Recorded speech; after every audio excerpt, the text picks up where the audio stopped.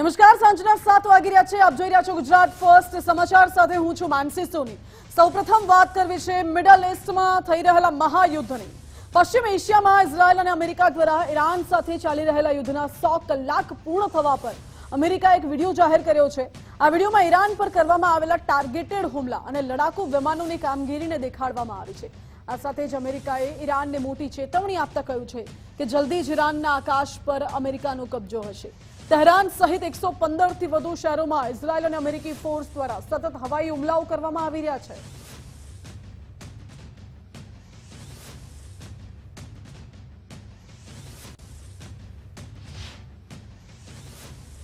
તો આ તરફ ભારતે અયાતુલ્લા ખામેનીના મોત બાદ પહેલીવાર શોક વ્યક્ત કર્યો છે. ભારતના વિદેશ સચિવે ભારતમાં આવેલા ઈરાની દૂતાવાસની મુલાકાત લીધી છે. વિદેશ સચિવ વિક્રમ મિસ્રીએ શોક પુસ્તિકા પર હસ્તાક્ષર કર્યા.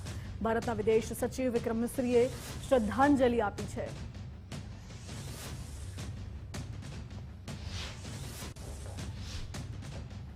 તો આ તરફ મોટા સમાચાર યુદ્ધને લઈને એ પણ મળી રહ્યા છે. સાંસદ મુકેશ દલાલે વિદેશ મંત્રી એસ જયશંકરને રજૂઆત કરી છે.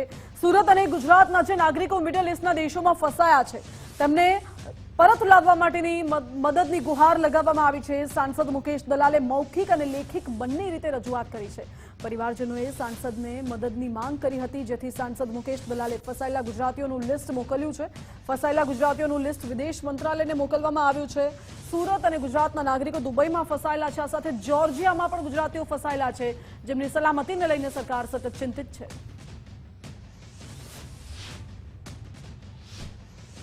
તો આ તરફ વલસાડના ઉમરગામના મરોલી ગામના લોકો ઈરાનમાં ફસાયા છે. ઇઝરાયલ ઈરાન યુદ્ધના કારણે ઈરાનમાં ફસાયા છે. વલસાડના 20 થી 25 જેટલા લોકો ઈરાનમાં ફસાયેલા છે. છેલ્લા 5 દિવસથી કોઈ જ સંપર્ક નથી થઈ રહ્યો. પરિવારજનો સરકાર પાસે મદદની ગુહાર લગાવી રહ્યા છે.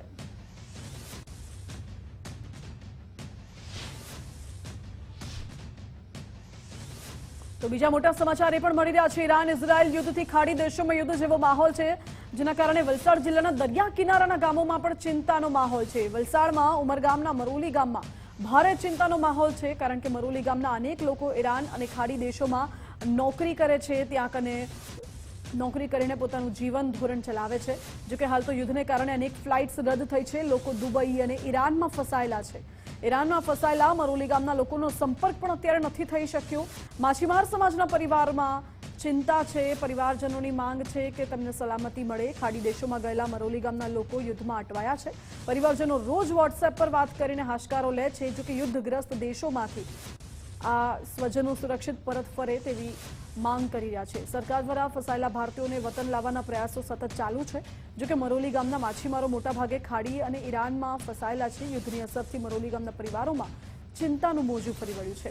ઉમરગામ મરોલી ગામના લોકો સરકાર પાસે મદદની માંગ કરી રહ્યા છે. યુદ્ધમાં ફસાયેલા મરોલી ગામના લોકો સલામત વતન પરત ફરે તેવી આશા વ્યક્ત કરી.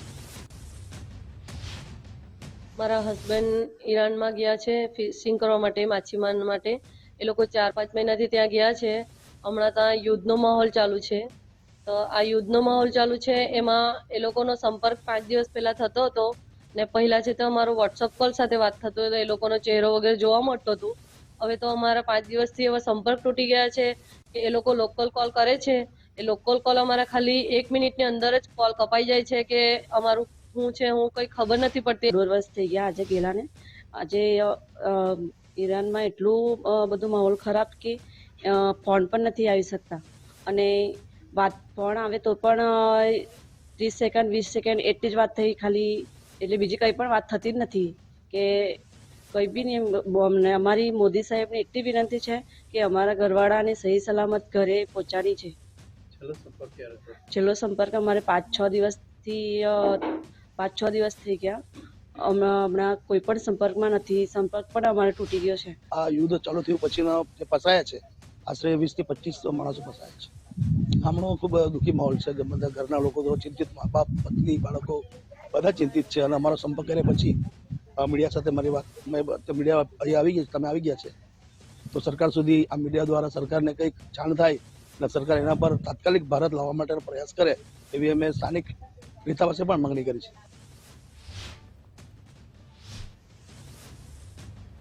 તો આ તરફ પાલનપુરનો પટેલ પરિવાર પણ ઈરાન ઇઝરાયલ યુદ્ધમાં દુબઈમાં અટવાયેલો છે. યુદ્ધના કારણે ફ્લાઇટ્સ રદ થતા પરિવાર દુબઈમાં અટવાઈ ગયું છે. પાલનપુરમાં રહેતા તેમના પરિવારજનોમાં હાલ તો ચિંતા જોવા મળી રહી છે. વોટ્સએપ કોલિંગ દ્વારા દરરોજ સંપર્ક કરી રહ્યા છે સ્વજનોનો, પરંતુ ચિંતા સતત યથાવત છે. દુબઈમાં ફ્લાઇટ સેવા ફરી શરૂ થતા આ પરિવાર પરત ફર્યો હતો. જોકે ઈરાન ઇઝરાયલ યુદ્ધ વચ્ચે પટેલ પરિવાર હાલ તો સુરક્ષિત રીતે પાલનપુર પહોંચ્યો. ફ્લાઇટ રદ થવાથી દુબઈમાં ફસાયેલા ભારતીયોમાં આ પટેલ પરિવાર પણ સામેલ હતો. જોકે યુદ્ધના કારણે અટવાયેલા પરિવારના સભ્યો હવે ઘરે પહોંચ્યા છે. પરિવારજનોએ રાહતનો શ્વાસ લીધો.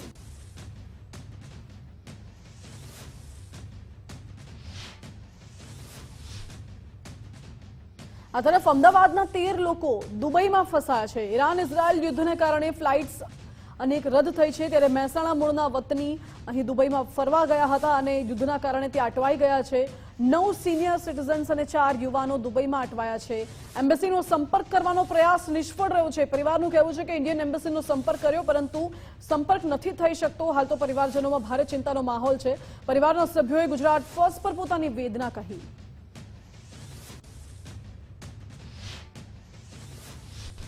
નું યુદ્ધ ચાલી રહ્યું છે ને આ તમામની વચ્ચે ઘણી બધી જગ્યાએ ઘણા બધા ઇન્ડિયન્સ છે એ ક્યાંક ને ક્યાંક અટવાયા છે.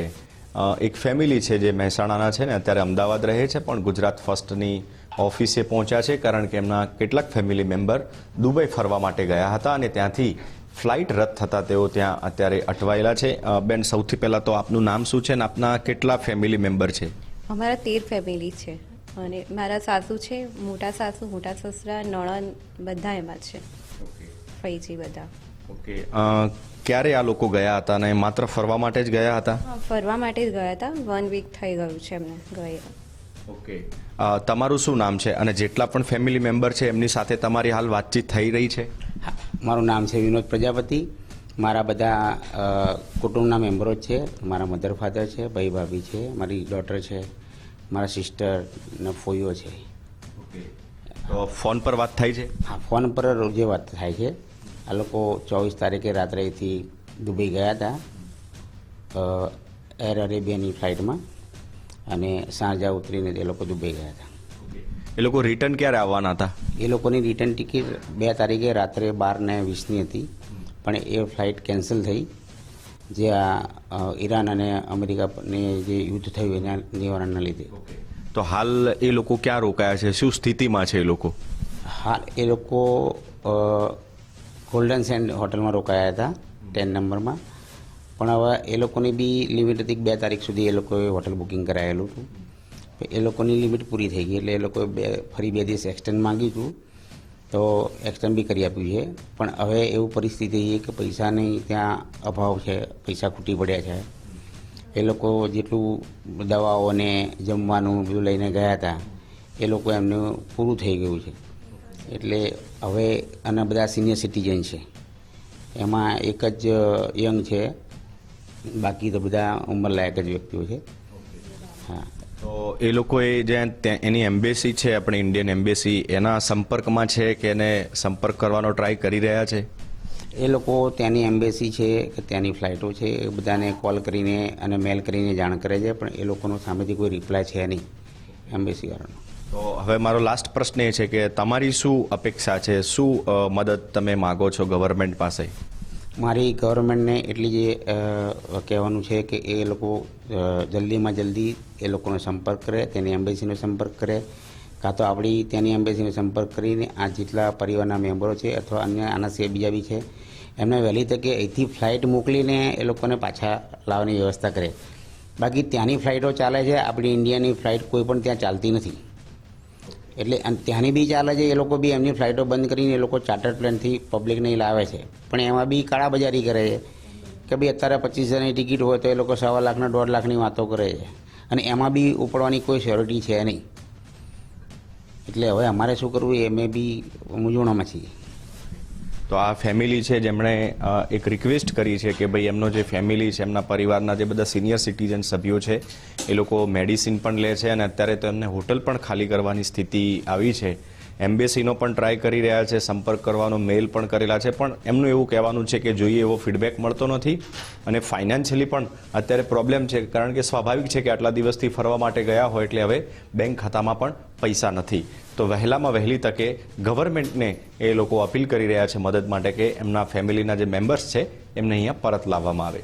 કેમેરામેન મનીષ દવેની સાથે જેડી ગુજરાતી, ગુજરાત ફર્સ્ટ, અમદાવાદ. તો આ તરફ ઈરાન ઇઝરાયલ યુદ્ધની અસર સુરતમાં ટેક્સટાઇલ પ્રોસેસિંગ હાઉસ પર પણ પડી રહી છે. અમેરિકા ઈરાન ઇઝરાયલ યુદ્ધની કોલસાના ભાવમાં અસર છે. કોલસાના ભાવમાં 4 ગણો વધારો થઈ ગયો છે. પ્રતિ ટન કોલસાના ભાવમાં 800 થી 1200 રૂપિયાનો ઉછાળો આવ્યો છે. ઇન્ડોનેશિયાથી આવતા કોલસાના ભાવમાં અચાનક વધારો થયો. અગાઉ 4000 રૂપિયા હતો ભાવ, જે હવે 5200 રૂપિયા સુધી પહોંચી ગયું છે અને 4 જ દિવસમાં કોલસાના ભાવ 1200 રૂપિયા જેટલા વધી ગયા છે. શિપિંગ ચાર્જમાં ટન દીઠ $8નો વધારો થયો છે. સુરતના 400 મિલોમાં રોજ 50,000 ટન કોલસાનો વપરાશ થાય છે અને દરેક મિલમાં દૈનિક 40 થી 50 ટન કોલસો જરૂરી છે. કોલસાની અછતથી પ્રોસેસિંગ હાઉસમાં કામકાજ અટકાઈ જાય તેવી શક્યતા છે. દરિયાઈ માર્ગોથી કોલસો સુરત બંદર પર સમયસર નથી પહોંચી રહ્યો.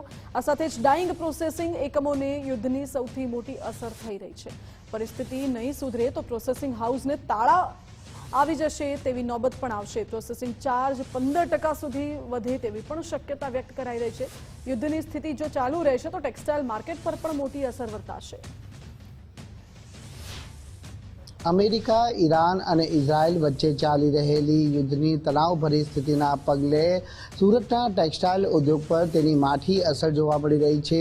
જે કોલસાના ભાવ નજીવા દરે હતા તે કોલસાના ભાવમાં 800 થી 1200 રૂપિયા પ્રતિ ટન ભાવ વધારો કરવામાં આવ્યો છે અને જો આવી સ્થિતિ ચાલી આવી તો આગામી દિવસોની અંદર ટેક્સટાઇલ પ્રોસેસર જે યુનિટો છે તેને તાળા મારવાની નોબત આવી શકે તેવી પરિસ્થિતિ એધાણ વર્તાઈ રહ્યા છે. કારણ કે જે પ્રોસેસિંગ ચાર્જ ફી હાલ પૂરતો વસૂલવામાં આવી રહ્યો છે, પરંતુ તેની સામે જે કોલસાના ભાવ 4 ગણા વધી રહ્યા છે તે કોલસાના ભાવ પ્રોસેસિંગ હાઉસને પરવડે તેમ નથી. ત્યારે હાલ સાઉથર્ન ગુજરાત પ્રોસેસર એસોસિએશનના જે પ્રમુખ જીતુ વખારી આપણી જોડે જોડાયા છે. સીધી વાત કરીશું તેમના જોડે. જીતુભાઈ, કઈ રીતની પરિસ્થિતિ અને આગામી દિવસોમાં શું સંકેત જોવા મળી રહ્યા છે? હાલમાં જો હું તમને કહું તો જે 800 થી 1200 રૂપિયા જેવો જે ભાવ બઢ્યો છે, જૂની એટલે કે એક જેની કેલોરીફિક વેલ્યુ વધારે હોય એમાં ભાવ વધારે વધ્યો છે, જેની ઓછી છે તેમાં ઓછો વધ્યો છે. પરંતુ આ જે ભાવ વધારો છે એ 3 દિવસ પહેલાંનો છે. અત્યારે હોળી, ધૂળેટી અને પછી નવી ઇન્ડસ્ટ્રી પાછી બધી ચાલુ થશે. અત્યારે 2-3 દિવસ બધી ઇન્ડસ્ટ્રી બંધ છે ને આ પરિસ્થિતિ જો ઇન્ડસ્ટ્રી પાછી ફરીથી ચાલુ થશે તો આ ભાવ વધારો જે બીજો કેટલો થશે એની અત્યારે કોઈને શક્યતા એવી દેખાઈ રહી છે કે ચોક્કસ બીજો જેટલો ભાવ વધારો થયો આવતા અઠવાડિયા 10 દિવસમાં બીજો જેટલો જ ભાવ વધારો થશે. અને આવી રીતે રોજે રોજ નવા ભાવ હોય તો અમે લોકો મિલ ચલાવવા માટે અમને ખૂબ મોટી મુશ્કેલી થશે. બીજી વસ્તુ એ કે અમે પાર્ટીની પાસે રોજ જ નવા ભાવ કરીએ તો પાર્ટીની પાસે પણ જે રીતે યુદ્ધની પરિસ્થિતિ છે એમાં બીજું એ લોકોનું કાપડ કે એની ગ્રાહકી પણ ઓછી થવાની છે.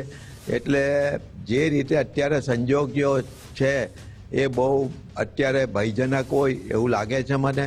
અને આવા સંજોગોમાં ફેક્ટરી કેવી રીતે ચલાવવી, ઉદ્યોગ કેવો રીતે ચલાવવો અને કાપડ કેવી રીતે ટેક્સટાઇલ માર્કેટોમાંથી વેચાશે એ બહુ મોટો પ્રશ્ન છે. અને જો આ યુદ્ધ તાકીદે બંધ નહીં થાય તો જે ટેક્સટાઇલ ઉદ્યોગની ભારતની ઘણી નાની મોટી ઉદ્યોગોને ખૂબ મોટો ફટકો પડશે ને એમાંથી ઘણા બંધ કરવાને આરે આવશે. હાલમાં જે કોલસો આવે છે સુરતમાં એક ટોટલ ઇન્ડોનેશિયાનો કોલસો છે. એમાં પહેલાં 4000 રૂપિયાનો ભાવ હતો, તેનો લગભગ આજે 5000 રૂપિયા જેવો ભાવ થઈ ગયો છે. જેની કેલોરીફિક વેલ્યુ વધારો હોય એનું 5, 6, 7 હતો, તેમાં 1200-1500 રૂપિયા જેવો ભાવ વધારો થયો છે. એટલે અત્યારે માર્કેટમાં જે ક્વોલિટી અવેલેબલ હોય ને જે ભાવ પર મળતો હોય તે લઈ લેવો એ રીતની ઉદ્યોગોની નીતિ છે. અને કોઈ પણ રીતે આ કારખાનો અમારા ચાલુ રહે ને વેપાર ઉદ્યોગ ચાલે અત્યારે અમારી એ છે. પણ જો આ ભાવ વધારો અટકશે નહીં તો આવનારા દિવસોમાં ઘણી બધી ફેક્ટરીઓ આ કોલસાના ભાવને લીધે બંધ થઈ શકે છે એવું મારું માનવું છે. અત્યારે લગભગ 400 થી 450 પ્રોસેસ હાઉસ છે અત્યારે, અને દરેક પ્રોસેસ હાઉસમાં 40 થી 50 ટન જેવો કોલસો ભરે છે. તો વિચાર કરો કે આટલો બધો કોલસો જો જોઈતો હોય તો પછી જો સપ્લાય નહીં હશે તો ચોક્કસ એનો ભાવ વધશે, ને ભાવ પણ અમુક મર્યાદામાં રહીને વધશે. તો જ બહુ ખૂબ ભાવ વધી જશે તો પછી એની પાસે કોઈ ઓલ્ટરનેટિવ રહી નહીં, માત્ર બંધ કરવું પડે ખાતું એને. કેમેરામેન દિવાંગ રાણા સાથે રાકેશ બ્રહ્મભટ્ટ, ગુજરાત ફર્સ્ટ, સુરત. અને હવે અન્ય સમાચાર વિશે વાત કરીએ. ગુજરાત યુનિવર્સિટીમાં કન્વેન્શન હોલનું નામકરણ કાર્યક્રમ યોજાયો હતો. કન્વેન્શન હોલ હવે વિદ્યા ગૌરી નીલકંઠના નામથી ઓળખાશે. ધ્રુવ કમલ રિસર્ચ પાર્કનું પણ નામકરણ કરવામાં આવ્યું છે. મુખ્યમંત્રી ભૂપેન્દ્રભાઈ પટેલની હાજરીમાં આ નામકરણ અને લોકાર્પણ કાર્યક્રમ યોજાયો હતો. ગુજરાત યુનિવર્સિટીમાં નવા નામે કન્વેન્શન હોલ અને રિસર્ચ પાર્કનું લોકાર્પણ થયું છે. સ્ટાર્ટઅપ ઇન્ડિયા ક્રાંતિ બની દેશમાં ફેલાઈ રહી છે તેવું નિવેદન સીએમએ આપ્યું, અને સીએમએ કહ્યું કે દેશમાં હાલ 2 લાખ સ્ટાર્ટઅપ્સ કાર્યરત છે. 2 લાખ સ્ટાર્ટઅપમાં 50% મહિલાઓની ભાગીદારી છે. ચાલુ વર્ષે 45 કરોડની જોગવાઈ સ્ટાર્ટઅપ માટે કરાઈ છે.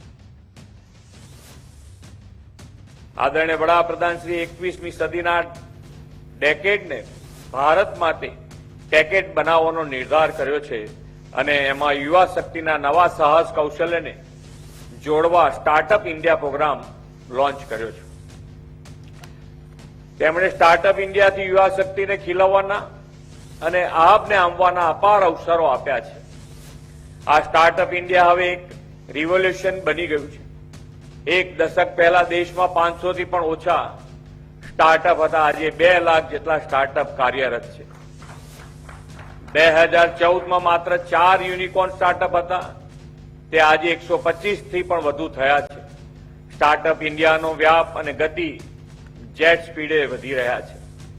આ બદલાવમાં દીકરીઓ ખૂબ મોટો ફાળો છે.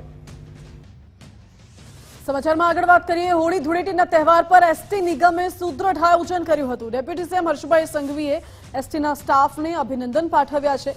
7,400 થી વધુ વધારાની ટ્રીપ દ્વારા 3.14 લાખ મુસાફરોને લાભ થયો છે. ડાકોર રણછોડ રાયજી દર્શનાર્થે ખાસ 3,600 જેટલી ટ્રીપ ચલાવાઈ છે, અને 1.32 લાખ શ્રદ્ધાળુઓએ ડાકોર રૂટની બસ સેવાઓનો લાભ લીધો છે. ગત વર્ષની સરખામણીએ ટ્રીપ અને મુસાફરોની સંખ્યા વધી છે. મુખ્ય શહેરોમાંથી વિશેષ બસ સંચાલનનું આયોજન કરવામાં આવ્યું હતું. વધુ જાણકારી સાથે સંવાદદાતા નિકુંજ જાની જોડાઈ ગયા છે. નિકુંજ, ડેપ્યુટી સીએમએ મોટું નિવેદન આપ્યું છે, એસટી વિભાગને અભિનંદન પાઠવ્યા, અને આ વર્ષે તહેવારો દરમિયાન વધારાની ટ્રીપો પણ દોડાવાઈ. હોળી ધૂળેટીના પર્વને ધ્યાનમાં રાખીને એસટી નિગમ દ્વારા વધારાની ટ્રીપોનું આયોજન કરવામાં આવ્યું છે. 74,000 થી વધુ વધારાની ટ્રીપો દ્વારા એ પ્રકારનો એસટી ડિપાર્ટમેન્ટ દ્વારા દાવો કરાઈ રહ્યો છે કે 3.14 લાખ જેટલા મુસાફરોએ આ વધારાની ટ્રીપોનો લાભ લીધો છે. મહત્વનું છે કે ડાકોર સ્થિત રણછોડ રાયજીના દર્શનાર્થે ખાસ લોકોનો આસ્થાનો ફેરાવો હોય છે, અને તેના કારણે ડાકોર જવા માટે લોકો એસટી બસની સેવાઓનો વિશેષ તેમને લાભ લીધો છે. લગભગ 3600 જેટલી ટ્રીપો ડાકોર દર્શનાર્થે લોકો માટે ચલાવવામાં આવી હતી, જેમાં લગભગ 1.25 લાખ કરતા વધારે શ્રદ્ધાળુઓ છે તેને આ ટ્રીપોનો લાભ લઈને તેઓ ડાકોર પહોંચ્યા છે. ગત વર્ષની સરખામણીમાં ટ્રીપોની સંખ્યા પણ વધી છે અને મુસાફરોની સંખ્યા પણ વધી છે. આ માટે નાયબ મુખ્યમંત્રી કે જેમની પાસે એસટી ડિપાર્ટમેન્ટ પણ છે, તેમને એસટી ડિપાર્ટમેન્ટના સ્ટાફ અને કર્મચારી અધિકારીઓને અભિનંદન પાઠવ્યા છે. જી નિકુંજ, આભાર આપનો. અમદાવાદના નિકોલ વિસ્તારમાં 97 કરોડના વિકાસ કાર્યનું લોકાર્પણ કરવામાં આવ્યું.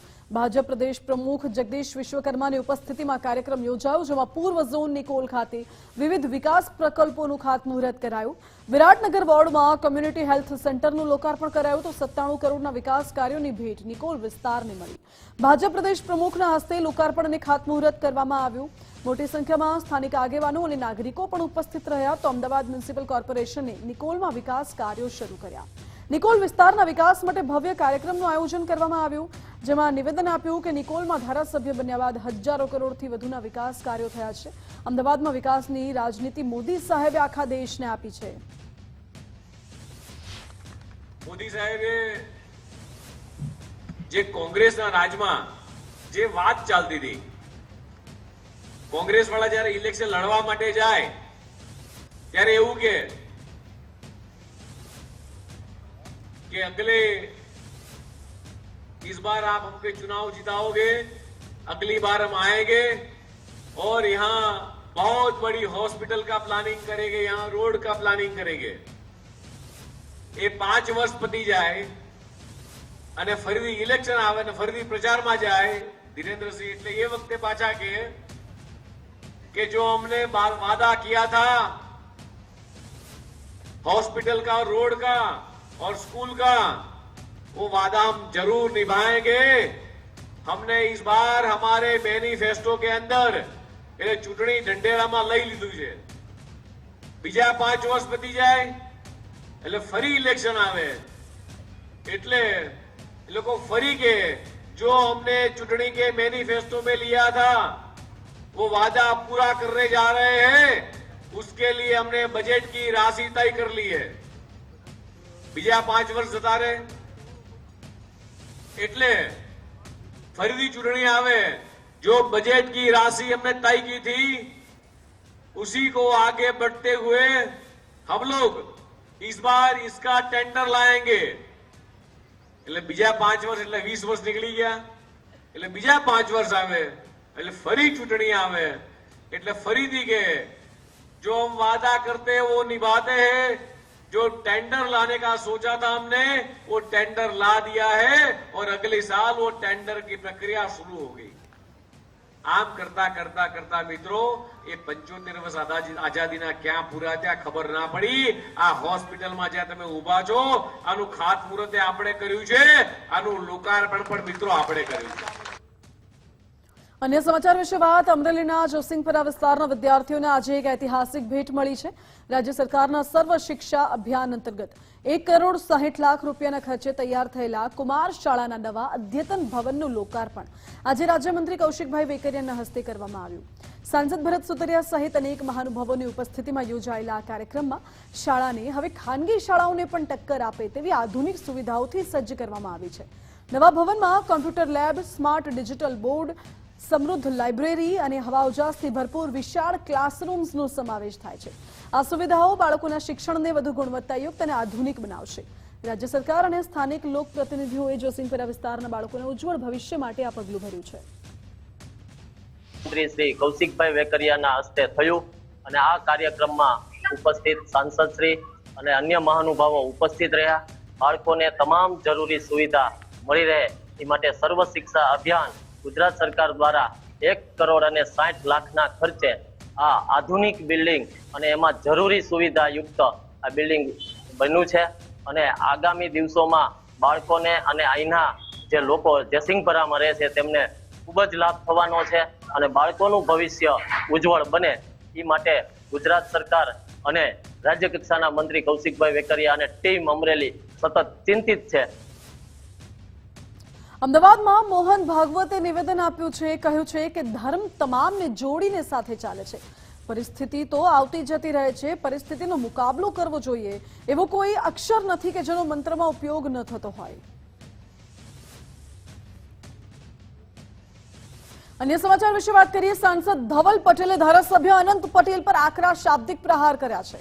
સાંસદે નામ લીધા વગર ધારાસભ્યને મુંગેરી લાલ કહ્યા અને આગળ કહ્યું કે પાર તાપી રિવરલિંક પ્રોજેક્ટ બંધ કરાવવા માટે ખોટા બણગાઓ ફૂક્યા હતા. એક પાણીની ટાંકી તો લાવી નથી શક્યા અને વાતો કરે છે. આ ધારાસભ્ય જ્યાં રહે છે ત્યાં દર વર્ષે વરસાદી પાણી ભરાય છે. જો કે પોતાના ઘરમાં ભરાતું વરસાદી પાણી બંધ નથી કરી શકાતા તો ડંફાસો કેમ મારો છો? 2027 વિધાનસભાની ચૂંટણીમાં વાંસદામાં ભાજપનો જ ધારાસભ્ય હશે તેવું સાંસદે કહ્યું. એમ કે છે પાર તાપી નર્મદા રિવરલિંક પ્રોજેક્ટ ને બંધ કરાવી દીધો, આ બંધ કરાવી દીધું, આ વિકાસનું કામ કરી દીધું. ભાઈ ઉનાઈમાં તું ખાલી પાણીની ટાંકી તો લાવી નથી શકતો અને વાત કરે છે કે પાર તાપી રિવરલિંક ટાંકીની વાત પણ જવા દો. આ ધારાસભ્ય જે રહી છે ત્યાં દર વર્ષે વરસાદને લીધે પાણી ભરાઈ જાય છે. પોતાનું ઘર પાણીથી બચાવી નથી શકતો અને પાર તાપી રિવરલિંગ પ્રોજેક્ટ કરવાની બંધ કરવાની વાત કરે છે. અરે ભાઈ, પાર તાપી રિવરલિંગ તો પ્રોજેક્ટ અમે બંધ કર્યો, તમે બંધ નથી કર્યો. સૌથી પહેલા કોઈ ધારાસભ્ય હોય તો પહેલા તારા ઘરમાં જે પાણી ઘૂસે છે બંધ કરી દે, પછી બીજી દરખાસ્તની વાત કરે. કૃષિ વિભાગમાં કર્મચારીઓ અને અધિકારીઓને તાકીદ કરાઈ છે. સુપ્રીમ કોર્ટ તથા હાઈકોર્ટના કેસોમાં ઢીલાશ ન રાખવાની સૂચના અપાઈ. સુપ્રીમ તથા હાઈકોર્ટના આદેશ પર ઝડપી કાર્યવાહીની સૂચના અપાઈ છે. અધિક મુખ્ય સચિવ તથા મુખ્ય સચિવને વિગતો રજૂ કરવાનો આદેશ અપાયો. ઝડપી કાર્યવાહી ન થતી હોવાની બાબત ધ્યાને આવતા જ પરિપત્ર કરાયું છે. અગાઉ મહત્વના કેસોમાં ઝડપી કાર્યવાહી કરવા માટેની સૂચના આપી હતી. વખતની સૂચના બાદ પણ ફરી એકવાર પરિપત્ર કરવાની ફરજ પડી છે. નિયમ સમય મર્યાદામાં કામ પૂર્ણ કરવા માટેની સૂચના અપાઈ.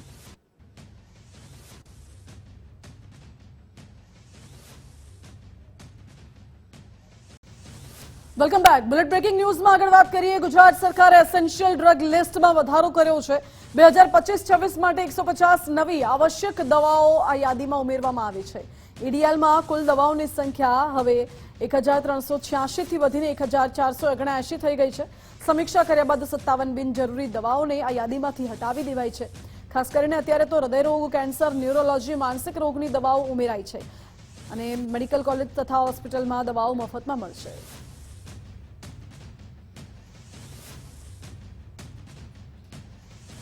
સ્થાનિક સ્વરાજની ચૂંટણીને લઈને ધમધમાટ તેજ થઈ ગયો છે. ચૂંટણી પહેલા જ અનામત બેઠકોની ફાળવણી પ્રક્રિયા શરૂ થઈ ગઈ. 15 મહાનગરપાલિકા અને 34 જિલ્લા પંચાયતની ચૂંટણી થશે. 78 નગરપાલિકાઓની ચૂંટણી માટે પણ તૈયારીઓ તેજ કરાઈ છે. બેઠકોની ફાળવણીની કામગીરી પૂર્ણતાના આરે છે.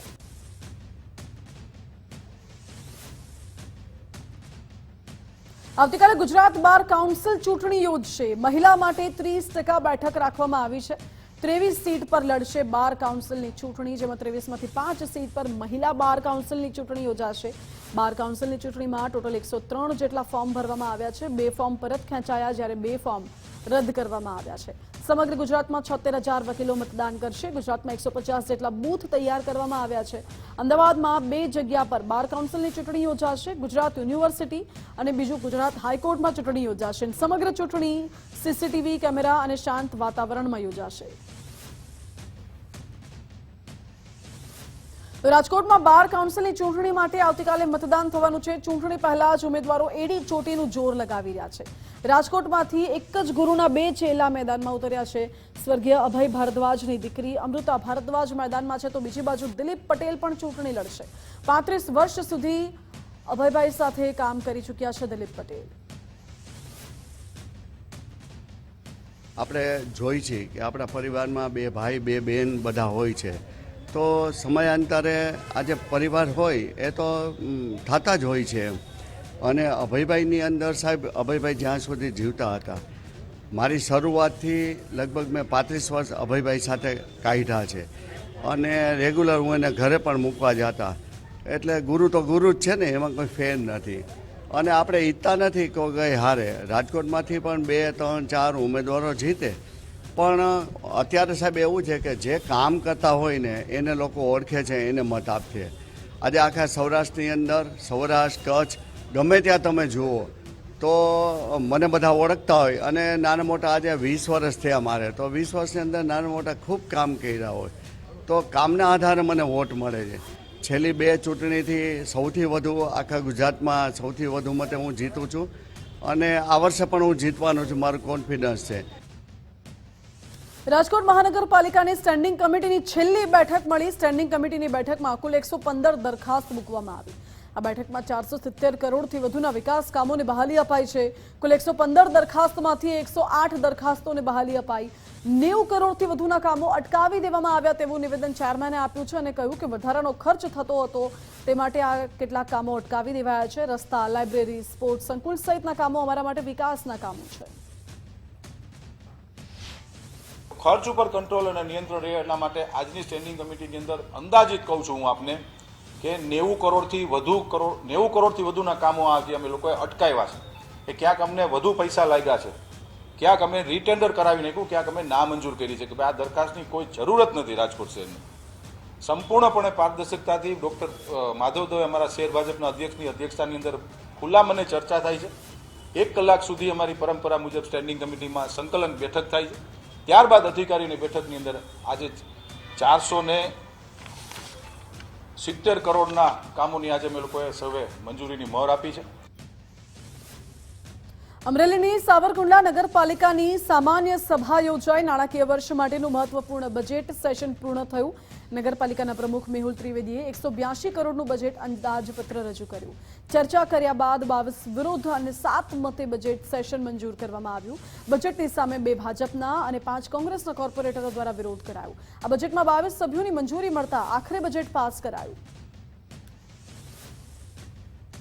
આજની સામાન્ય સભા બહુ વ્યવસ્થિત રીતે, બહુ સારી રીતે અને સારામાં સારી સાધારણ સભા અને બજેટ બેઠક આજે સર્વાનુમતે ન કહેવાય પણ 22 વિરુદ્ધ 7 મતે પસાર થઈ છે. ભાજપનો સભ્યો કોઈ વિરુદ્ધ જોવો એવું મને અત્યારે નથી લાગતું, છતાં પણ ઓફિસમાં જોઈ અને તમને કહીશ. પણ જે સાવરકુંડલાના વિકાસના કાર્યો છે, જ્યારે રિવરફ્રન્ટ છે, કોમ્યુનિટી હોલ છે, કોમ્યુનિટી હોલ અત્યારે એક વિભાગ ચાલુ છે, બીજા વિભાગનું આપણે જે વિકાસના માટેનું લીધું છે. અમૃત સરોવરની અંદર બીજો વિભાગ લીધો છે. પછી રોડ રસ્તાઓના કામ છે, ઓજીની ગ્રાન્ટ છે, સડક યોજનાની ગ્રાન્ટો છે. આ બધી ગ્રાન્ટો સભ્યો સાથેની સુલેહભરી ચર્ચાને અંતે બધું વિકાસલક્ષી કામો કાર્ય કરવાનું નક્કી કર્યું છે. 2.5 વર્ષ સુધી મને જે સભ્યોએ સહકાર આપ્યો છે, ગામમાંથી પત્રકાર મિત્રોએ પણ જે મને સહકાર આપ્યો છે, એ બદલ આ છેલ્લી સભાની અંદર 9 મહિનાની અંદર 44 કરોડનો ખર્ચ કરે છે અને 3 મહિનાની અંદર 72 કરોડ રૂપિયાનો ખર્ચ. એટલે આ સદંતર એક ભ્રષ્ટાચાર થતો હોય એવું અમને દેખાઈ આવે છે. અને આ રૂપકડું બજેટ જે આ પાલિકાના ભારતીય જનતા પાર્ટીના સત્તાધીશોએ રજૂ કર્યું છે, આ બજેટની અંદર અમે સખ્ત વિરોધ કર્યો છે. એનું કારણ છે કે માત્ર ને માત્ર એક આંકડાકીય બજેટ છે. લોકોને ભરમાવાનું, લોકોને ઉલ્લુ બનાવતું આ બજેટ છે. એટલે બજેટ સામે અમે સખ્ત. રાજ્યમાં હવામાન વિભાગે ગરમી વધશે તેવી આગાહી વ્યક્ત કરી છે. છેલ્લા 24 કલાકમાં રાજકોટમાં સૌથી વધુ ગરમી નોંધાઈ છે. રાજકોટમાં તાપમાન 39.2 ડિગ્રી નોંધાયું અને આગામી દિવસોમાં તાપમાન હજુ 1 થી 2 ડિગ્રી જેટલું વધશે. ઉત્તર પશ્ચિમ દિશાના ગરમ પવનોથી ગરમીમાં વધારો થયો છે. દરિયાઈ કાંઠાના વિસ્તારોમાં ઉકળાટભર્યું વાતાવરણ જોવા મળે છે. 5 થી 6 માર્ચ દરમિયાન રાજ્યમાં ગરમી અને ઉકળાટ વધશે. બપોરના સમયે બહાર જતા લોકોએ સાવચેતી રાખવી. हाईएस्ट टेम्परेचर राजकोट में 39.2 डिग्री सेल्सियस रिकॉर्ड हुआ है. जहाँ तक मिनिमम की बात है तो 15.8 डिग्री सेल्सियस नदिया में दर्ज किया गया है और कोस्टल में भी थोड़ा 37 डिग्री के आसपास टेम्परेचर चल रहा है, 37 के. और जो मैक्सिमम टेम्परेचर है जनरली 3 से 5 डिग्री डिपार्चर नॉर्मल से ज़्यादा है. इसी तरह से मिनिमम का भी 3 से 5 डिग्री ज़्यादा चल रहा है. और जो वर्तमान परिस्थितियों के अकॉर्डिंग जो मैक्सिमम टेम्परेचर की बात करें तो लगभग एनर्जी रहेगा, थोड़ा सा फालिंग टेंडेंसी आज है. उसके बाद 2 से 3 डिग्री फॉल अगले 2 दिन के दौरान और उसके पश्चात फिर 2 से 3 डिग्री फिर से बढ़ोतरी की संभावना है. और जहाँ तक न्यूनतम तापमान की बात है तो अगले 7 दिन तक कोई विशेष बदलाव नहीं होने की संभावना है. और जो मौसम आमतौर पर शुष्क रहने की संभावना है. निचले स्तर पर अगर विंड्स की बात करें तो उत्तर पश्चिम से उत्तरी हवाएं चल रही हैं. कोस्टल में भी उत्तर पश्चिम से उत्तरी है और कोस्टल में जो हमने स्पीड रखी है, विंड स्पीड एक्सपेक्टेड है 15 से 20 नॉट नॉर्थ और साउथ गुजरात कोस्ट दोनों के लिए है. ગુજરાતમાં નર્મદા જિલ્લાના લોકો આનંદની લાગણી અનુભવે છે કારણ કે રાજ્ય સરકારે 302.40 કરોડ રૂપિયાનું રોકાણ કરીને અહીં 2 નવા આધુનિક પુલના નિર્માણ માટેની મંજૂરી આપી છે. નર્મદા જિલ્લામાં આ નવો માર્ગ પરિવહન માટે સહેલાઈ લાવશે અને સ્થાનિક લોકોના દિવસને વધુ સરળ બનાવશે. સાથે જ આ પુલો પર પરિક્રમાવાસીઓને પણ મોટી રાહત મળશે. આ પુલના નિર્માણથી રીંગણ, રામપુરા અને શહેરાવ, તિલકવાડા વિસ્તારોમાં વાતાવરણ અને માર્ગ વ્યવસ્થા વધુ સુગમ બની રહેશે. આ પુલોનો મુખ્ય હેતુ 11 ગામોના 18,000થી વધુ લોકો માટે અવરજવરની સગવડતા પ્રદાન કરવું છે. મુખ્યમંત્રી ભૂપેન્દ્રભાઈ પટેલના આદિજાતિ વિસ્તાર નર્મદા જિલ્લામાં રોડ કનેક્ટિવિટી વધુ સુદૃઢ બનાવવાનો મહત્વપૂર્ણ નિર્ણયથી નર્મદાવાસીઓમાં હાલ તો આનંદની લાગણી છે. આ નવા પુલના નિર્માણથી આ વિસ્તારના લોકો માટે મુસાફરી સરળ બનશે અને સમાજ માટે વિવિધ લાભ પણ પ્રાપ્ત થશે. આ વિસ્તારમાંથી શાળા, કોલેજમાં અભ્યાસ માટે જતા આવતા વિદ્યાર્થીઓને ચોમાસા દરમિયાન સુવિધા મળી રહેશે. સાથે સાથે નાંદોદ અને તિલકવાડા તાલુકામાં દર વર્ષે ચૈત્ર માસ દરમિયાન યોજાતી ઉત્તર વાહિની પરિક્રમામાં આવતા લાખો પરિક્રમાવાસીઓને પણ અહીં લાભ મળશે. ગુજરાત સરકાર દ્વારા છેલ્લા 3 વર્ષથી રજૂઆતોને ધ્યાનમાં લઈને માનનીય મુખ્યમંત્રી શ્રી ભૂપેન્દ્રભાઈ પટેલજી અને માનનીય નાયબ મુખ્યમંત્રી શ્રી હર્ષભાઈ સંઘવી દ્વારા લોકોની લાગણીને વાચા આપીને, લોકોની લાગણીને ધ્યાનમાં રાખીને આ બંને બ્રિજ જે છે એને મંજૂર કરવામાં આવ્યા છે અને આ વર્ષે બજેટમાં આ બંને બ્રિજને જ્યારે મંજૂર કર્યા ત્યારે 302 કરોડના ખર્ચે આ બંને બ્રિજ મંજૂર કરવામાં આવ્યા છે. આનાથી લોકોની સુવિધામાં પણ વધારો થશે. એટલું ખાલી પરિક્રમાના ધ્યાનમાં રાખીને નહીં, પરંતુ નાંદોદ તાલુકાનું ગામ શહેરાવ અને સામે તિલકવાડા તાલુકાનું ગામ તિલકવાડા, તો આ બંને ગામ વચ્ચે પણ વ્યાપાર વધશે.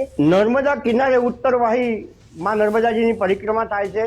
એ પરિક્રમાને સુગમતાથી સારી રીતે થઈ શકે તે હેતુથી રાજ્ય સરકાર દ્વારા રામપુરાથી રીંગણ અને શહેરાવથી તિલકવાડા બંને બાજુ બ્રિજ મંજૂર કરવામાં આવ્યો છે, જેથી યાત્રિકોને ખૂબ જ સુવિધા થશે, સમય બચશે અને પૈસા પણ બચશે. બંને બાજુ બ્રિજ બનવાના કારણે 15 લાખથી વધારે યાત્રિકોને આ ફાયદો થશે. આ માટે લાંબા સમયથી ખૂબ અમારી માગણી હતી અને માગણીને લાગણીને ધ્યાનમાં રાખીને સરકારશ્રી દ્વારા અને ધારાસભ્યશ્રીની રજૂઆત અને પ્રેસ મીડિયાની રજૂઆતના કારણે આ કાર્ય સાર્થક થયું છે. અમદાવાદના સુભાષ બ્રિજના નવીનીકરણને મંજૂરી મળી છે, જો કે મરામત કરવાની સાથે જ 2 લેન બનાવવાના કામને પણ મંજૂરી મળી છે. ત્યારે સ્ટેન્ડિંગ કમિટીમાં મંજૂરી અપાઈ છે. ₹236 કરોડના ખર્ચે સુભાષ બ્રિજ તૈયાર થશે. 9 મહિનામાં જૂનો બ્રિજ રિપેર કરીને ખુલ્લો કરવામાં આવશે અને જૂનો બ્રિજ ખુલ્લો મૂક્યા બાદ નવી 2 લેન પણ તૈયાર થશે. આ બ્રિજનું 10 થી 12 દિવસમાં કામ ચાલુ થાય તે પ્રકારનું આયોજન છે. જે નાની મોટી ક્ષતિઓ જે તે વખતે સુભાષ બ્રિજમાં જાણ થઈ હતી, એટલે તાત્કાલિક ધોરણે આપણે કોઈ પણ જાનહાનિ કે બીજા પ્રશ્ન ના થાય એના કારણે આપણે ત્વરિત રીતે બંધ કરવામાં આવી હતી. એના પછી સુભાષ બ્રિજનું આખું સર્વે ફાઉન્ડેશન લેવલથી કરી અને આપણે ટેન્ડર કરવાનું આગળ નક્કી કરી અને કામગીરી હાથ ધરવાની નક્કી કરવામાં આવ્યું હતું. એમાં 2 ભાગમાં આપણે કામગીરી કરવાના છે. જે હયાત બ્રિજ છે અત્યારે એમાં જે સુપરસ્ટ્રક્ચર છે કે જ્યાં પ્રી સ્ટ્રેસ વાયરના ઇસ્યુના કારણે જે ઇસ્યુ થયો હતો, તો સુપરસ્ટ્રક્ચરને તોડી અને નવો સુપરસ્ટ્રક્ચર, જે સબસ્ટ્રક્ચર અને ફાઉન્ડેશન છે એ સારી હાલતમાં એટલે એનું સ્ટ્રેન્થનિંગ પ્લસ આજુબાજુ 2 નવી લેન એડ કરવાનું આખું કામગીરીનું ટેન્ડર કરવામાં આવ્યું હતું. બીજા પ્રયત્ને ટેન્ડરમાં એજન્સી આવી અને આજે સ્ટેન્ડિંગને મંજૂરી આપવામાં આવે છે. અમદાવાદની એસવીપી હોસ્પિટલમાં 12 દિવસની સારવાર બાદ એક મહિલાનું મોત નીપજ્યું. ત્યારે મૃતક દર્દીના પુત્રી ક્ષિતિશા સોનીએ એસવીપી પર ગંભીર આરોપ લગાવ્યો છે. કહ્યું છે કે અનઓફિશિયલ કાગળમાં કંઈ પણ લખાણ કરીને સહી કરી દેવાય છે. હોસ્પિટલનો લોગો નથી તેવા કાગળમાં સહી લેવામાં આવે છે અને રેસિડેન્ટ ડોક્ટરોમાં એકબીજા સાથે કોઈ જ કોમ્યુનિકેશન નથી. દરેક ડોક્ટર નવી નવી તકલીફો કહી દેતા હતા. રેસિડેન્ટ ડોક્ટર મન ફાવે તે પ્રકારે વર્તન કરે છે. માત્ર કાગળો પર સહી કરાવવામાં તેઓ ઉતાવળ કરે છે. કોઈ પણ સિનિયર ડોક્ટરો રેગ્યુલર રાઉન્ડ નથી લેતા અને મેડિકલ સ્ટુડન્ટ દ્વારા એક્સપેરિમેન્ટ્સ કરવામાં આવે છે. રેસિડેન્ટ ડોક્ટરોના ભરોસે આખી હોસ્પિટલ ચાલે છે તેવો દાવો કરાયો. મારી મમ્મીને અસ્થમા હતું આવી ત્યારે અને ડાયાબિટીસ હતું, જેમ મેં પહેલાં પણ કહ્યું હતું. ધીમે ધીમે એ લોકોએ કહ્યું ન્યુમોનિયા છે, બ્રોન્કોસ્કોપી, પછી એમને અસ્થમા અટેક આવ્યો. ધીમે ધીમે એ લોકોએ કીધું કે પેટમાંથી ખેંચીને પાણી પણ કાઢવું પડશે. એક પછી એક પ્રોબ્લેમ વધ્યા જ કરતી હતી કે બ્રોન્કોસ્કોપી થઈ તો એના પછી આ થયું, હવે પાણી કાઢ્યું એટલે આ થયું.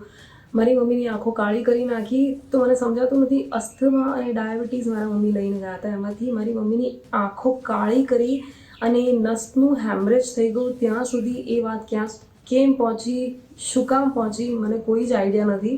વારંવાર આવીને એ લોકો સાઇન કરાવતા હતા મારી પાસે કે લીવરનું આમ છે ને કિડનીનું આમ છે ને પેલું પણ મલ્ટિપલ આમ થઈ શકશે. કે પછી મારા મમ્મીને જ્યારે બ્રોન્કોસ્કોપી દરમિયાન અસ્થમા અટેક આવ્યો હતો ત્યારે એ લોકોએ કહ્યું કે હાર્ટ હવે 50% જ કામ કરી રહ્યું છે. મારા મમ્મીને હાર્ટનો કોઈ જ પ્રોબ્લેમ નહોતો, મને 100% ખબર છે. આ 2 જ બીમારી મારી મમ્મી લઈને ગઈ હતી અને અલગ અલગ પેપર લઈને આવ્યા. જ્યારે એક પેપર ઓક્સિજન ઘટી ગયું છે અને કાર્બન ડાયોક્સાઇડ પેટમાં વધી ગયું છે, એ મેં સાઇન કર્યું. પછી બીજું જ્યારે ફોટો ક્લિક પછી મેં ના પાડી છતાંય મેં ફોટો ક્લિક કર્યો. એમાં લખ્યું હતું કિડની, લીવર, આ છે તે છે ઢીકણું ફલાણું, જે મેં સાઇન કર્યું નહીં. પણ એને ઈશારાથી એ ભાઈએ પાછું મોકલાવડાવી દીધું કે આ સાઇન નથી કરાવવાનું. રાજ્યની શાળાઓને ઈમેલ પર ધમકી આપનારને પોલીસે દબોચી લીધો છે. ક્રાઇમ બ્રાન્ચ અને સાયબર ક્રાઇમ પોલીસે મોટી કાર્યવાહી કરી આરોપીની ધરપકડ કરી છે. પશ્ચિમ બંગાળમાંથી સૌરવ બિસ્વાનને ઝડપી લેવાયો છે. શૈક્ષણિક સંસ્થા અને કોર્ટને મેલ મારફતે તે ધમકી આપતો હતો. પોલીસે આરોપીના રિમાન્ડ મેળવી વધુ પૂછપરછ હાથ ધરી છે. સમગ્ર મામલે જેસીપી શરદ સિંઘલે મોટું નિવેદન આપ્યું. કહ્યું છે કે 1 વર્ષથી ધમકીઓ મળી રહી હતી. ખાલિસ્તાન મોડ્યુલવાળા આરોપીની ધરપકડ કરાઈ છે. આરોપી ઢાકાનો છે અને માઇકલ વિશ્વાસ મૂળ નામ છે. આરોપી છેલ્લા 5 વર્ષથી ભારતમાં રહેતો હતો અને હાલ તો આરોપી 10 દિવસના રિમાન્ડ પર છે. જોકે બંધ પડેલા ઈમેલ આઈડી હેક કરવામાં આવતા અમદાવાદમાં 7 કેસનો આ આરોપી છે અને અન્ય રાજ્યની પોલીસ પૂછપરછ માટે પણ આવી રહી છે. હાલ તો આરોપીની બહેનની સંડોવણી પણ સામે આવી છે. આરોપી 12 પાસ છે અને સાયબરમાં એક્સપર્ટ છે. વોટ્સએપ પર આરોપી સાથે વાત થઈ હતી. 15 દિવસ સુધી સંપર્કમાં રહીને આરોપીને ટ્રેપમાં ફસાવ્યો છે તેવું નિવેદન શરદ સિંઘલે આપ્યું. આપ બધા જાણો છો છેલ્લા 1 વર્ષથી કેટલા બધા સ્કૂલો, એરપોર્ટ, કોર્ટ સંકુલમાં અલગ અલગ મેલ આઈડીથી બોમ્બની ધમકીઓ મળતી હોય છે. એમાં હું બતાવવા માંગુ છું 2 ટાઈપનો મેલની અંદર લખાણ હોય છે.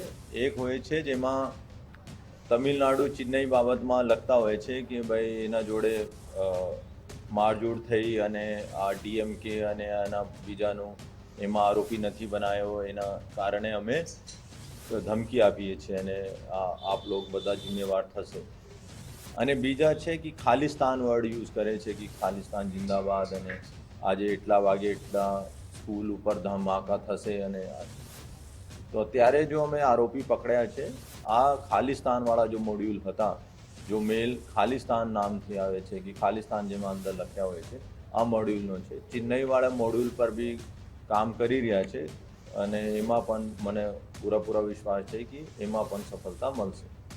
અને જો આરોપી પકડવામાં આવે છે આ સૌરભ વિશ્વાસ છે, એનો ઇન્ડિયન નેમ છે, ભારતીય નામ છે અને એનો અસલ નામ માઇકલ વિશ્વાસ, રહેવાસી ઢાકા, બાંગ્લાદેશનો છે. પંચમહાલના ડેમલી ગામે વિસ્થાપન જમીનના કબજામાં વિઘ્ન આવી રહ્યું છે. જમીનના કબજા માટે આવેલા અસરગ્રસ્તો પર પથ્થરમારો કરવામાં આવ્યો. કલેક્ટર અને પ્રાંત અધિકારીની નોટિસને પગલે ખેડૂતો આવ્યા હતા. કડાણા ડેમના અસરગ્રસ્તોને જમીનના કબજા માટે નોટિસ મળી હતી અને શહેરા તાલુકાના ડેમલી ગ્રામ પંચાયતે હાજર રહેવાનું ફરમાન હતું. જોકે નોટિસમાં જણાવ્યા મુજબ ખેડૂતો ડેમલી ગ્રામ પંચાયતે પહોંચ્યા. 27 જેટલા અસરગ્રસ્તોને જમીનનો કબજો આપવાની કાર્યવાહી કરાઈ છે. ડેમલી ગ્રામ પંચાયતે પોલીસ બંદોબસ્ત સાથે કાર્યવાહી કરી વિસ્થાપિત જમીન પર દબાણ કરતા લોક ટોળાએ હુમલો કર્યો હતો. ટોળાને વિખેરવા માટે પોલીસને હળવો લાઠીચાર્જ પણ કરવો પડ્યો. જોકે પથ્થરમારા બાદ જમીનનો કબજો આપવાની કામગીરી બંધ રહી. અસરગ્રસ્ત ખેડૂતોએ કલેક્ટરને મૌખિક રજૂઆત કરી. અસરગ્રસ્તોએ શાંત, ખાલી અને પ્રત્યક્ષ કબજાની સરકાર પાસે માંગ કરી.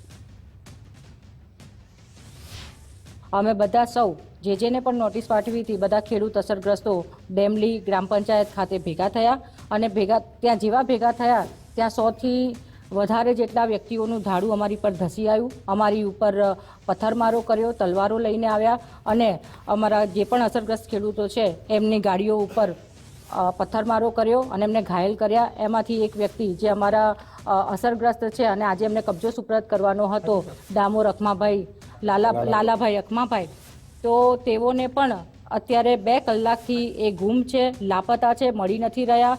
અમને બોલાયા હતા કલેક્ટરશ્રીએ કે ભાઈ તમને ડેમલી ગામે જમીન આપવાની છે અને કબજો આપવાનો છે તો તમે ડેમલી ગ્રામ પંચાયતે આવજો.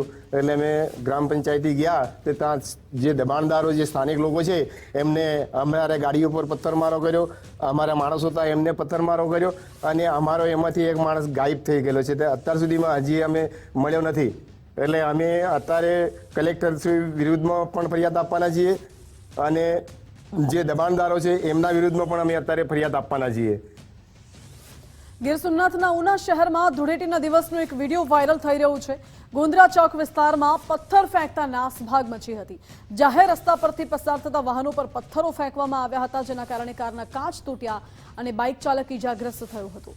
અમુક લોકોએ ધૂળેટીના દિવસે પથ્થરમારા કરીને અહીં શાંતિ ડહોળવાનો પ્રયાસ કર્યો હતો. પોલીસે એક શખ્સ સામે પ્રોહિબિશનનો ગુનો નોંધ્યો છે. પથ્થરમારા માટે અન્ય કોઈ વિરુદ્ધ ફરિયાદ નથી નોંધાઈ. જોકે વાયરલ વિડીયો જોતા ઉના શહેરમાં સનસની ફેલાઈ. અમદાવાદ લેન્ડફિલ સાઇડમાં બીજા દિવસે પણ આગ યથાવત છે. વ્યાસપુર, સૈજપુર, પીપળજ, શાહવાડીમાં ધુમાડાથી શ્વાસની તકલીફ વધી છે. 5થી વધુ ફાયર બ્રિગેડની ટીમ આગ બુઝાવવાના પ્રયાસમાં જોડાઈ છે. 8 કલાકથી વધુ સમયથી આગ નથી બુઝાઈ. લોકોમાં ચિંતા છે. કોર્પોરેશનની બેદરકારીથી આસપાસના ગામોમાં સ્વાસ્થ્યનું જોખમ ઊભું થયું છે. ધુમાડાના કારણે ફેફસાના રોગની શક્યતા વધી છે.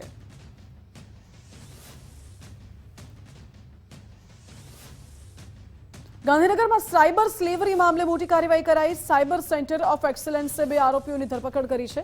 આરોપી યુવાનોને મ્યાનમાર, કંબોડિયા લઈ જતા હતા. લાઓસ, શ્રીલંકા, થાઇલેન્ડ, કંબોડિયા જેવા દેશોમાં લોકોને મોકલતા નોકરી વાંચકોને સાયબર સ્લેવરીમાં ધકેલતા હતા. સાયબર ક્રાઇમમાં યુવાનોને ફસાવનારા 2 લોકો ઝડપાયા છે. આરોપી કૌશિક પેથાણી અને ધ્રુવ ડોભરિયાની ધરપકડ કરાઈ છે. સાયબર સ્લેવરીના ગુનાના 2 આરોપીને સાયબર સેન્ટર ઓફ એક્સલન્સ દ્વારા ઝડપી પાડવામાં આવ્યા છે.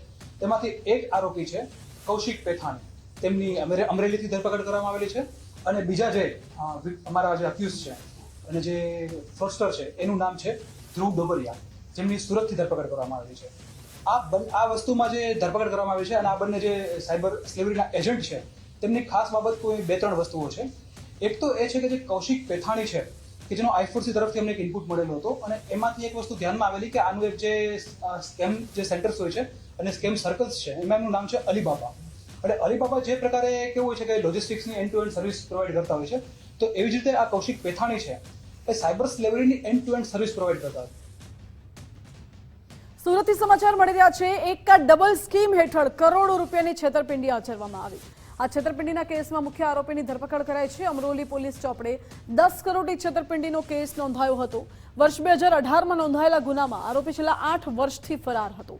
આરોપી ઋષિયા લોકનાથ ગૌડાની ધરપકડ કરવામાં આવી છે. સિક્યોર લાઈફ કેપિટલ લિમિટેડ નામથી કંપની શરૂ કરી હતી અને કંપનીની શહેરના જુદા જુદા વિસ્તારોમાં શાખાઓ પણ શરૂ કરી.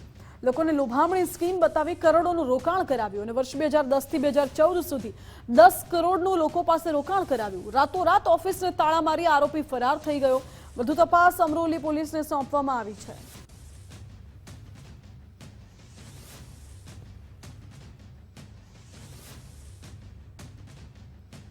સુરતના સરથાણામાં અસામાજિક તત્વોનો આતંક સામે આવ્યો છે. સિગારેટ પીને દિવાસળી ફેંકવાની ના પાડતા જ બાઇક સળગાવી. અસામાજિક તત્વોએ વોચમેનની બાઇક સળગાવી દીધી. ઇસમો બાઇકમાં આગ લગાડી ફરાર થઈ ગયા. વોચમેન દ્વારા ફાયર અને પોલીસને જાણ કરવામાં આવી. સરથાણા પોલીસે 2 ઇસમોની ધરપકડ કરી છે. સમગ્ર મામલે પોલીસે વધુ કાર્યવાહી હાથ ધરી છે.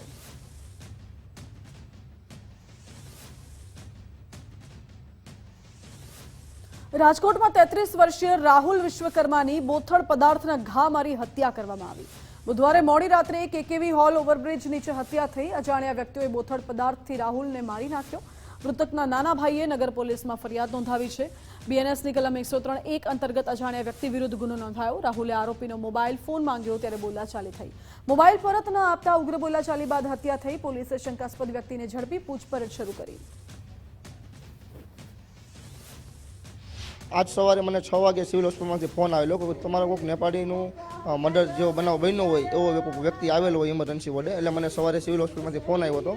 એટલે અહીંયા હું આવતો પરિવારજનોને મળ્યો અને અમારા માલવિયા પોલીસ ચોકનો સ્ટાફ અહીંયા હતો. જાણવા મુજબ સાહેબ ગઈકાલે રાતના કેકેવલ પાસે કોઈ મોબાઈલની સામાન્ય બાબતમાં બેને માથાકૂટ થયેલી અને માથાકૂટમાં માથાના ભાગમાં પથ્થરના બોથા ઘા મારી એનું હત્યા કરવામાં આવેલું છે સાહેબ. મૃતકને ન્યાય મળે અને પરિવારને ન્યાય મળે. જેમના ઘરમાં 26 વર્ષનો યંગ એક એમના કમાવાનો આશરો હોય, એનો જીવનનો આશરો હોય, એ વ્યક્તિ ગુમાવતા એમને બહુ મોટું દુઃખ લાગ્યું છે. સમાજમાં પણ એકદમ દુઃખનું આક્રોશનો સમય માહોલ. સાહેબ એ જ કે અહીંયા ગયો તો અને આને ફોન બાબતે એને આ કરી નાખી આ વસ્તુ. બસ અમારી એક જ માંગ છે કે અમે એને તમે સજા જ આપો. બસ એટલી જ. મારી મમ્મીની હાલત તમે જુઓ ખાલી.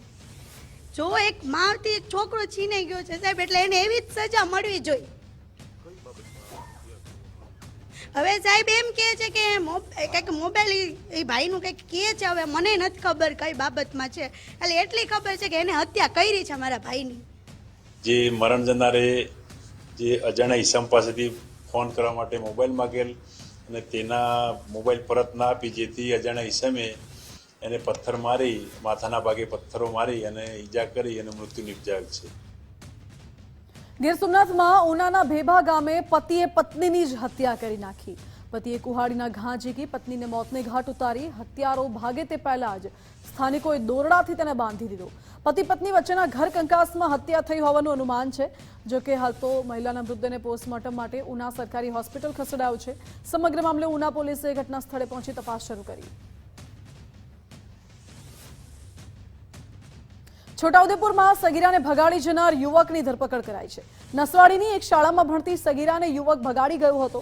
સોશિયલ મીડિયા મારફતે યુવક સગીરાના સંપર્કમાં આવ્યો હતો અને સગીરાને લગ્નની લાલચ આપીને ભગાડી ગયો. સગીરાના પિતાએ નસવાડી પોલીસમાં ફરિયાદ નોંધાવી હતી. ફરિયાદના આધારે પોલીસે આરોપીને પકડી લીધો છે. નસવાડી તાલુકાના એક ગામની સગીર વયની દીકરીને શાળાએ જે અભ્યાસ કરતી હતી એના સંપર્કમાં એક માણસ ઇન્સ્ટાગ્રામ મારફતે કોન્ટેક્ટમાં આવેલ અને એ માણસ એને લગ્નની લાલચ આપી અને ભગાડીને લઈ ગયેલ અને જે બાબતે નસવાડી પોલીસ સ્ટેશનમાં સગીર વયની જે દીકરી છે એના પિતાશ્રીએ ફરિયાદ આપેલ છે અને ગુનો રજીસ્ટર કરેલ છે અને આરોપીને નસવાડી પોલીસે ગણતરીના કલાકોમાં પકડી પાડેલ છે. હાલમાં તપાસ ચાલુ છે. થરાદથી સમાચાર મળી રહ્યા છે. સબ જેલના કેદીના મોત બાદ પરિવારે આરોપ લગાવ્યો છે કે ખંડણી સહિતના ગુનામાં ખોટી રીતે ફસાવવામાં આવ્યો હતો. મૃતક કેદીના પરિવારના સભ્યો વાવ પોલીસ મથકે પહોંચ્યા હતા. પાલનપુર સિવિલ હોસ્પિટલમાં સારવાર દરમિયાન કેદીનું મોત થયું છે. મૃતક માનસિંગ દરજીના મોત મુદ્દે પરિવારે ન્યાયની માંગણી કરી છે. ન્યાય ન મળે ત્યાં સુધી મૃતદેહ સ્વીકારવાનો પરિવારે ઇનકાર કર્યો છે. ન્યાય નહીં મળે તો ધરણાની પણ ચીમકી ઉચ્ચારી છે. મોટી સંખ્યામાં ભાટવર ગામના લોકો અને પણ પરિવારજનો સાથે જોડાયા હતા. એમને આ બે મહિના પહેલે કેસ ચાલતો ડીડી પંડ્યા સાહેબ મોહમ્મદદાર સાતલપુરે ખોટી એફઆઈઆર કરી હતી 2 મહિના પહેલી. આની અંદર અને 15 દિવસ પહેલા માનસિંહભાઈને એરેસ્ટ કર્યા હતા ઘરેથી. આમની અંદર કોઈ પોતાનો રોલ જ નથી. ગણોને આ કેસની અંદર નિર્દોષ પોતે છે બીબલી અને પોતાને બંનેને નિર્દોષ ઇરાદાપૂર્વક નામ લખાવેલ છે મામલતદાર સાહેબે. આની અંદર કોઈ ખંડણીમાં ભાઈએ માગણી નથી કરી કે કોઈ કામની અંદર માગણી નથી પણ ઇરાદાપૂર્વક એમનું નામ બાપ બેટીનું લખાવેલ છે. એનો સાચો ન્યાય મળે એવી તમામ તંત્રને અમારી નમ્ર એવી અપીલ છે. જે અમારા ગામની અંદર 2 મહિના અગાઉ ઘટના બનેલી હતી અને એની અંદર એક અમારા ગામના માનસિંહભાઈ દરજી ને નિર્દોષ હતા અને એમના ઉપર ખોટો કેસ કરી અને એમને સાથે અન્યાય થયો છે. એટલે અમારી માંગ એટલી જ છે કે માનસિંહભાઈને ન્યાય મળે અને જે દોષિત છે એમને પૂરેપૂરી સજા થાય. વડોદરાથી સમાચાર મળી રહ્યા છે. મહાકાય મગરની લટારના દ્રશ્યો સામે આવ્યા. ઉર્મી બ્રિજ પર મગર લટાર મારતો નજરે પડ્યો. રસ્તા પર મગર જોઈને વાહનોના પૈડા થંભી ગયા હતા. વિશ્વામિત્રી નદીમાંથી આ મગર આવ્યો હોય તેવી આશંકા છે. જોકે વન વિભાગની ટીમે સફળતાપૂર્વક મગરનું રેસ્ક્યુ કર્યું.